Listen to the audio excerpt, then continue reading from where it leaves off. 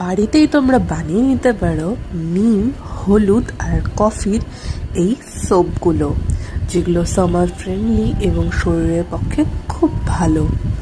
ফার্স্টে সোপ বেসের থেকে ওটা মোল্ড করে নিতে হবে। আমাদের এখানে লাগছে নিম, হলুদ বাটা আর সোপ বেস।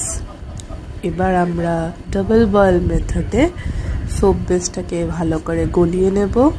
তার মধ্যে নিমের পেস্ট দেব, ভালো করে সেটাকে মিক্স করব।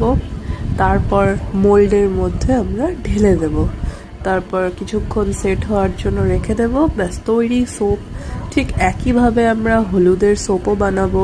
হলুদ লাগছে এবং ওই সোপ বেসের মধ্যে হলুদটা মিক্স করে নেব। তারপর আমরা আবার ঢেলে রাখবো, কিছুক্ষণ সেট হওয়ার জন্য রেখে দেবো। ব্যাস হলুদের সোপও রেডি।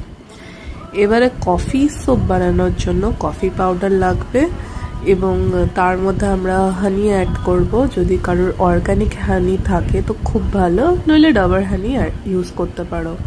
সেটাও মোল্ডে রেখে কিছুক্ষণ ওয়েট করার পর এই সুন্দর সোপগুলো আমরা বানিয়ে নিতে পারবো। এগুলো লাগালে গায়ের মধ্যে যে ফুসকুড়ি র্যাশ এগুলো হয়ে থাকে গরমকালে, সেগুলোর হাত থেকে আমরা অনেকটাই মুক্তি পাই এবং খুবই ভালো, স্কিন ফ্রেন্ডলি, সবাই ইউজ করতে পারে।